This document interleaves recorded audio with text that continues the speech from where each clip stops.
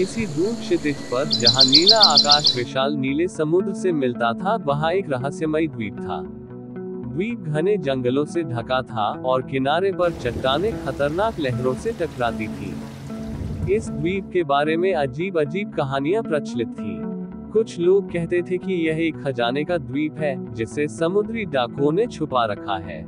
वीर नाम का एक युवा नाविक था जो रोमांच और खजाने की तलाश में रहता था। उसने रहस्यमयी द्वीप के बारे में सुना था और उसने वहां जाने का फैसला किया। वीर ने अपनी नाव तैयार की और अपने दोस्तों रिया और राजू के साथ द्वीप की ओर प्रस्थान किया। जैसे ही वे द्वीप के करीब पहुंचे, एक भयंकर तूफान आया। तूफानी हवाओं ने उनकी नाव को उड़ा दिया और विशाल लहरों ने उन्हें डुबोने की कोशिश की। वीर और उसके दोस्तों ने हिम्मत नहीं हारी और उन्होंने अपनी नाव को नियंत्रित करने के लिए कड़ी मेहनत की। आखिरकार वे तूफान से बच गए और द्वीप पर पहुंच गए। द्वीप पर उतरने के बाद वीर, रिया और राजू ने जंगल का पता लगाना शुरू किया। थोड़ी देर बाद उन्हें एक गुप्त गुफा का द्वार मिला। गुफा अंधेरी और डरावनी थी, लेकिन वीर अपनी जिज्ञासा को रोक नहीं सका। उन्होंने टॉर्च जलाया और गुफा के अंदर प्रवेश किया। गुफा के अंदर उन्होंने एक अद्भुत दृश्य देखा। गुफा की दीवारें चमकती थी और हवा में जादू की गंध थी। गुफा के बीच में एक छोटा तालाब था। तालाब का पानी नीले रंग का नहीं, बल्कि चांदी जैसा चमक रहा था। जैसे ही वे तालाब के करीब गए, एक रहस्यमयी प्राणी पानी से बाहर निकला। प्राणी आधा इंसान और आधा मछली जैसा दिख रहा था। उसकी आंखें चमक रही थी और उसके हाथों में एक सुनहरा मुकुट था। रहस्यमयी प्राणी ने वीर, रिया और राजू को बताया कि वह इस द्वीप का रक्षक है। उसने उन्हें बताया, चांदी के पानी वाला तालाब जादुई है और जो कोई भी इसमें डुबकी लगाएगा उसे अमृतत्व प्राप्त होगा। ये सुनने के बाद वीर, रिया और राजू ने खजाने के बारे में पूछा। रहस्यमयी प्राणी ने बताया, खजाना द्वीप पर कहीं छिपा हुआ है, लेकिन उसे खोजने के लिए पहले उन्हें एक परीक्षा पास करनी होगी। परीक्षा क्या थी, ये रहस्यमयी प्राणी ने नहीं बताया। वीर, रिया और राजू ने परीक्षा का सामना करने का फैसला किया। परीक्षा कठिन थी और उन्हें अपनी हिम्मत, बुद्धि और दोस्ती का इस्तेमाल करना पड़ा। कई मुश्किलों का सामना करने के बाद वीर, रिया और राजू ने आखिरकार परीक्षा पास कर ली। रहस्यमयी प्राणी ने उन्हें द्वीप पर छिपे खजाने का स्थान बताया। खजाना सोने और चांदी से भरा हुआ था। वीर, रिया और राजू ने उत्साह से खजाने की खोज शुरू की। रहस्यमयी प्राणी ने उन्हें एक नक्शा दिया जो उन्हें खजाने तक ले जाएगा। नक्शा उन्हें द्वीप के जंगलों, पहाड़ों और गुफाओं से होकर ले गया। रास्ते में उन्हें कई खतरनाक जालों का सामना करना पड़ा। जंगलों में जहरीले सांप थे, पहाड़ों पर गिरने वाले पत्थर थे और गुफाओं में अंधेरे में छिपे हुए राक्षस थे। वीर, रिया और राजू ने मिलकर सभी खतरों का सामना किया। उनकी दोस्ती और टीम वर्क ने उन्हें आगे बढ़ने में मदद की। आखिरकार वे खजाने के स्थान पर पहुंच गए। यह एक विशाल गुफा थी जिसके बीच में एक सोने का ताबूत रखा था। ताबूत को खोलने के लिए उन्हें एक पहेली को हल करना था। वीर, रिया और राजू ने मिलकर पहेली को हल किया। पहेली कठिन थी, लेकिन उनकी बुद्धि और तर्क शक्ति ने उन्हें सफलता दिलाई। जैसे ही उन्होंने पहेली को हल किया, ताबूत का ढक्कन खुल गया। ताबूत के अंदर सोने और चांदी के ढेर थे। इसके अलावा ताबूत में एक जादुई मोती भी था जो किसी भी इच्छा को पूरा कर सकता था। वीर, रिया और राजू ने खजाने को देखा और खुशी से झूम उठे।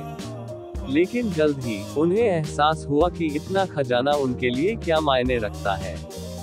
क्या उन्हें खजाना अपने साथ ले जाना चाहिए या द्वीप पर ही छोड़ देना चाहिए? बहस के बाद वीर, रिया और राजू ने फैसला किया कि वे खजाने का एक हिस्सा द्वीप पर ही छोड़ देंगे। उन्होंने सोचा कि खजाने का इस्तेमाल द्वीप की रक्षा करने और जरूरतमंद लोगों की मदद करने के लिए किया जा सकता है। वीर, रिया और राजू अपने घर लौट आए और उन्होंने खजाने का इस्तेमाल लोगों की मदद करने के लिए किया। उन्होंने एक अस्पताल, एक स्कूल और एक अनाथालय बनाया। वे हमेशा अपनी यात्रा और द्वीप पर किए गए अद्भुत अनुभवों को याद करते रहे। कुछ दिन बाद उनके देश की राजकुमारी एक अजीब बीमारी से पीड़ित थी। कोई भी डॉक्टर उसे ठीक नहीं कर पाया। वीर, रिया और राजू ने राजकुमारी की मदद करने का फैसला किया। वीर, रिया और राजू एक जादूगर की तलाश में निकले जो उन्हें राजकुमारी को ठीक करने का तरीका बता सके।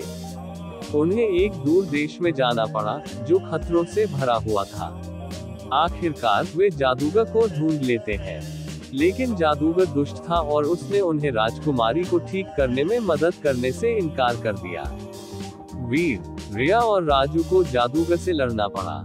लड़ाई कठिन थी, लेकिन वीर, रिया और राजू ने अपनी दोस्ती और जादुई मोती की शक्ति का उपयोग करके जादूगर को हरा दिया। जादूगर की हार के बाद वीर, रिया और राजू राजकुमारी के पास लौट आए।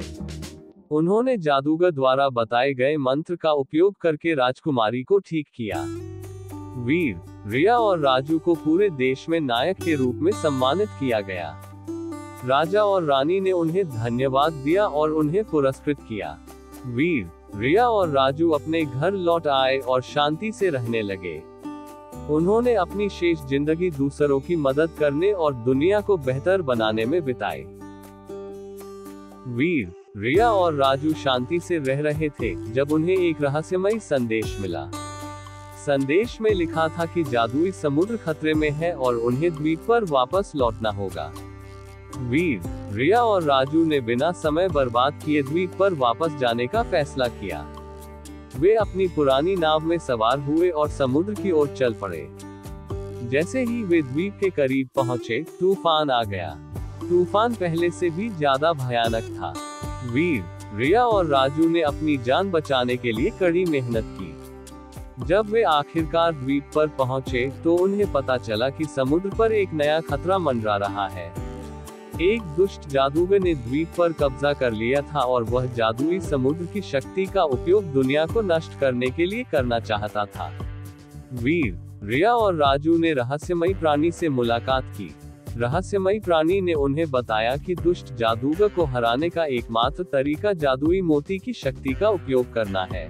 वीर, रिया और राजू ने युद्ध की तैयारी शुरू कर दी। उन्होंने द्वीप के निवासियों को इकट्ठा किया और उन्हें दुष्ट जादूगर से लड़ने के लिए प्रशिक्षित किया। वीर, रिया और राजू, द्वीपवासियों और रहस्यमयी प्राणी की सेना ने दुष्ट जादूगर और उसके राक्षसों से युद्ध किया। युद्ध भयंकर था, लेकिन अंत में वीर, रिया और राजू ने जीत हासिल कर ली। दुष्ट जादूगर को हरा दिया गया और जादुई समुद्र फिर से सुरक्षित हो गया। द्वीपवासियों ने वीर, रिया और राजू को नायक के रूप में मनाया। वीर, रिया और राजू को पता था कि उनका काम अभी खत्म नहीं हुआ है। उन्हें दुनिया में रहना होगा। उन्होंने द्वीपवासियों को अलविदा कहा और अपने घर लौट गए। वीर, रिया और राजू अपने घर लौट आए और उन्होंने एक नई संस्था शुरू की जिसका लक्ष्य दुनिया को बेहतर बनाना था। उन्होंने अपनी बाकी जिंदगी दूसरों की मदद करने और जादुई समुद्र की रक्षा करने में बिताई। वीर, रिया और राजू अपनी नई संस्था जादुई समुद्र के रक्षक के साथ दुनिया भर में घूम रहे थे। लेकिन तभी उन्हें पता चला कि एक अज्ञात खतरा दुनिया को नष्ट करने की धमकी दे रहा है। वीर, रिया और राजू को एक रहस्यमयी संकेत मिला जो उन्हें एक प्राचीन मंदिर की ओर ले गया। मंदिर में उन्होंने एक भविष्यवाणी पढ़ी जिसमें कहा गया था कि एक शक्तिशाली बुराई जागृत होगी और दुनिया को अंधेरे में डुबो देगी। वीर, रिया और राजू ने महसूस किया कि यह उनका नया मिशन है, बुराई को रोकना और दुनिया को बचाना। उन्होंने मंदिर में छिपे हुए ज्ञान और शक्तियों की तलाश शुरू कर दी। वीर, रिया और राजू को दुनिया के विभिन्न कोनों में यात्रा करनी पड़ी, खतरों का सामना करना पड़ा और पहेलियों को सुलझाना पड़ा। रास्ते में उन्होंने नए दोस्त बनाए और पुराने दुश्मनों का सामना किया। आखिरकार वीर, रिया और राजू बुराई के स्रोत तक पहुंच गए। यह एक शक्तिशाली जादूगर था जो अंधेरे का साम्राज्य स्थापित करना चाहता था। वीर, रिया और राजू ने जादूगर और उसके सेनानियों से भयंकर युद्ध किया।